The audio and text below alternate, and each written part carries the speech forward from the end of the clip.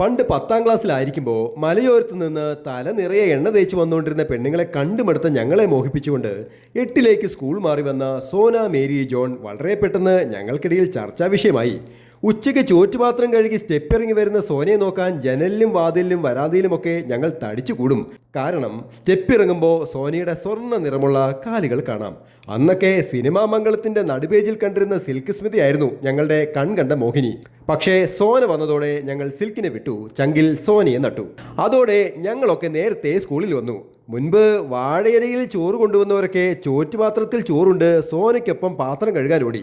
സോനയുടെ കയ്യിൽ നിന്ന് ഒരു ഗ്യാസ് മുട്ടായി ഉരുണ്ടു പോയപ്പോൾ അത് പിടിക്കാൻ സ്കൂളിലെ ആണുങ്ങൾ മൊത്തം ഓടി. കുട്ടിപ്പാവാട ഇട്ട് വന്ന സോന സിമ്പിൾ ആയിരുന്നെങ്കിലും അത്രയ്ക്ക് പവർഫുൾ ആയിരുന്നു. ഒരു ദിവസം ഉച്ചയൂണ് പെട്ടെന്നാക്കി ഞാൻ ആദ്യം ഓടി വരാന്തയിലെത്തി സ്ഥാനം പിടിച്ചു. പിന്നാലെ വാലുപോലെ സ്കൂളിലെ വായ്നോക്കികളെല്ലാം എത്തി. ഏവരും കുന്തളിപ്പോടെ കാത്തിരുന്നു. സോന സ്റ്റെപ്പ് ഇറങ്ങി വന്നതും ആ സ്വർണ്ണ കാലുകൾ കണ്ട് എൻ്റെ കണ്ണ് മഞ്ഞളിച്ചു.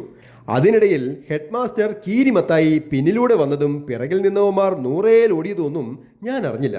ഫിസിക്സ് പഠിപ്പിക്കുന്ന ഹെഡ് മാസ്റ്റർ ചന്തി പൊളിച്ചൊരടി തന്നപ്പോൾ ഞാൻ ഒച്ചയൊട്ടും പുറത്തോട്ട് കേൾക്കാതെ വാ പൊത്തി ക്ലാസ്സിലേക്ക് ഓടി. അടിയുടെ തരിപ്പിൽ എൻ്റെ കണ്ണുകൾ കുടുകുടു കുക്കുടു നിറഞ്ഞൊഴുകിയപ്പോൾ ആ ഗുരുനാഥൻ പറഞ്ഞു തന്ന ന്യൂട്ടന്റെ തത്വം ഓർമ്മ വന്നു. For every action there is an equal and opposite reaction. Happy drawing, Saneesh Divakaran.